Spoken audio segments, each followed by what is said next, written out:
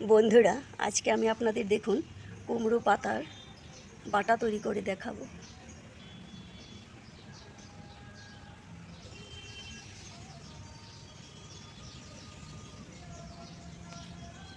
পাতাগুলোকে খুব ভালো করে ধুয়ে নিয়েছি।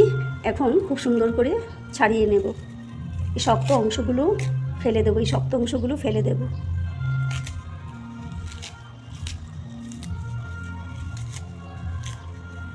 এইগুলো বেছে ফেলে দেব।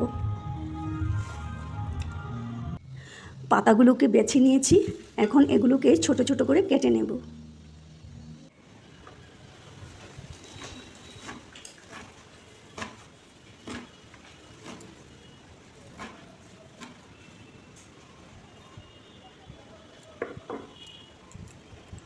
তারপর এতে দেখুন 2টি কাঁচা লঙ্কা আর 4 কোয়া রসুন দিয়ে এখন পাতাগুলোকে ভাপিয়ে নেব।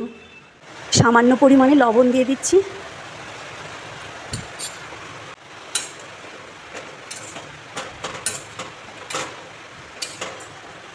গ্যাসের ফ্লেমটাকে লো রেখে এখন কিছুক্ষণের জন্য ঢেকে দিচ্ছি। দেখুন পাতাগুলো সেদ্ধ হয়ে গেছে। এখন নামিয়ে বেটে নেব।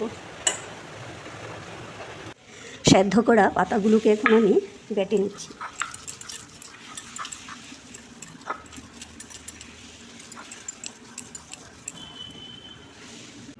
কুমড়ো পাতা বেটে নিয়েছি, এখন আমি এই শুকনো লঙ্কাটাও বেটে নিচ্ছি।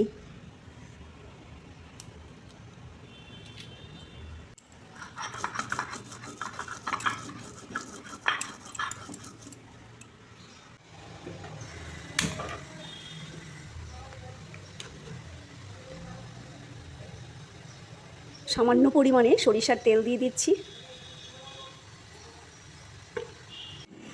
আমি একটি বড় সাইজের দেখুন পেঁয়াজ নিয়েছি, আর 8-10টি রসুনের কোয়া আধে ছেঁচা করে নিয়েছি, আর 2টি কাঁচা লঙ্কা চিড়ে নিয়েছি। তা দিয়ে আমি এখন সম্ভার দেব।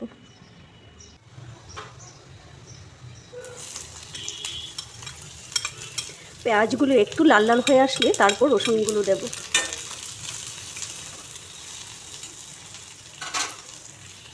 তারপরেতে সামান্য পরিমাণে কালো জিরা দিয়ে দিচ্ছি, আর রসুন আর কাঁচা লঙ্কাগুলোও দিয়ে দিচ্ছি।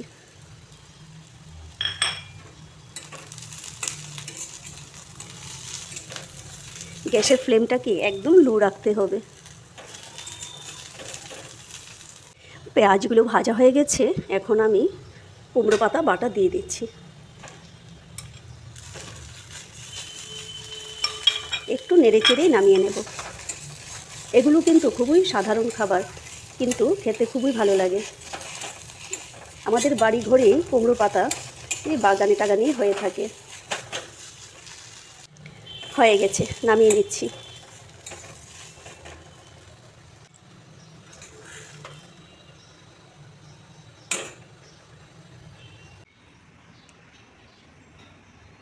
দেখুন পাতা বাটা রেসিপিটা কত দুর্দান্ত হয়েছে। গরম গরম ভাত দিয়ে কিন্তু এটা খেতে খুবই ভালো লাগে। যাদের ইচ্ছে সরিষার তেল দিয়েও খেতে পারেন, নতুবা একটু ঘি দিয়েও খেতে পারেন, খুবই ভালো লাগে। Thank you.